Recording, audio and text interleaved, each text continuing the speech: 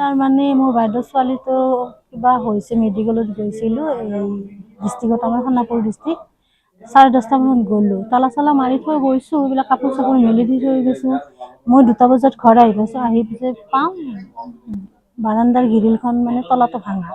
তাৰপিছত মই ইমিডিয়েট ঘৰৰ ভিতৰত সোমাই গ'লোঁ, যাওঁ যে গড্ৰেজ দুটা খোলা মোৰ সোণা আছিল, চেন এডাল, আঙুঠি 4টা, খাৰু এযোৰ, পইচা গোটৰ পইচা 50,000 আছিল, সেইখিনি গোটাই লৈ গ'ল। এটা পুৰা সন্দেহ হয় নেকি কাৰোবাৰ? সন্দেহ এনেতো বহুত মানুহে থাকে, এতিয়া কাৰ ওপৰত কেনেকে সন্দেহ কৰোঁ?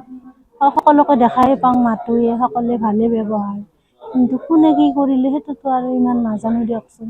পুলিচত থানাত গৈছিলোঁ, থানাত গৈছোঁ, এজাহাৰ দিছোঁ, পুলিচ মানে আহি আছোঁ বুলি ক'লে এতিয়া।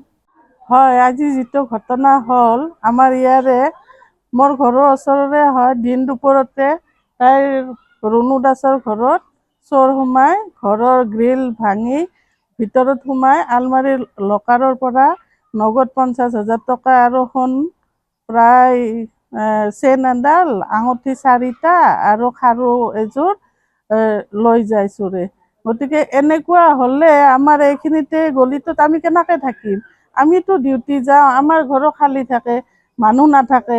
গতিকে এইটো আমাৰ পুলিচ প্ৰশাসনে অলপ চাব লাগে, আৰু যিবিলাক মানুহ ইয়াতে কিছুমান অচিনাকি মানুহ আছে, সেইবিলাককো অলপমান গুৰুত্ব দি পৰিচয় পত্ৰবিলাক চালে ভাল পাম আমি, আৰু নহ'লে আমাৰ ইয়াতে থকাটো বহুত অসুবিধা হৈ পৰিছে।